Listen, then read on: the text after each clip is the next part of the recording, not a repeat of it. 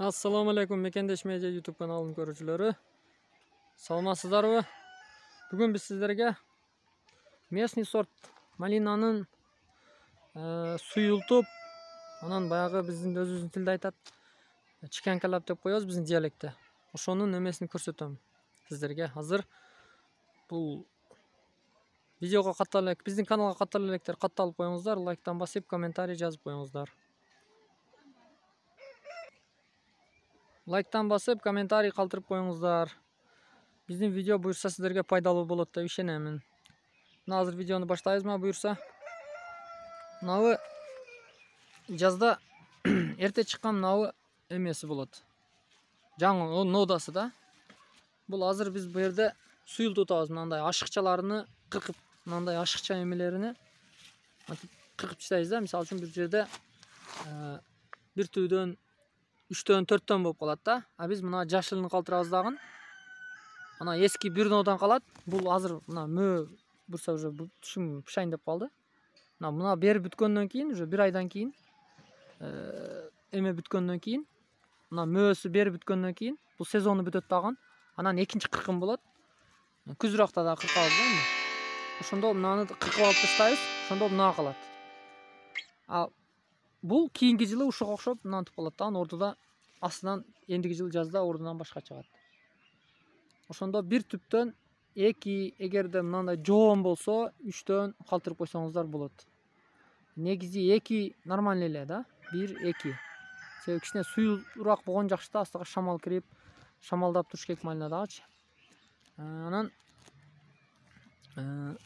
дагы бир айта турган нерсе, баягы эрте жазда чыккан мыналар мынантип эме кылбасаңыздар, кыркпасаңыздар эме болуп кетет. Мынантип өсүп, чубалып жерге түшүп калат дагы, мөөгө кирбейт. Ошон үчүн сиздер майдын 15-20ларында, энди ар кайсы региондо ар кандай болот, 70-80 см өскөндөн кийин, жерден көтөрүлгөндөн кийин, мынантип туруп учуну мынандай кылып туруп эле кол менен кыркып коесуздар, үзүп коесуздар, болду. Анан мынантип баритасынан мынантип эме чыгат. Жаңы шак чыгарат экөө. Бул где-то 30-40 см өсөт дагы, анан ушулар буюрса мыналар күздө мөө берет. Ушуларчы.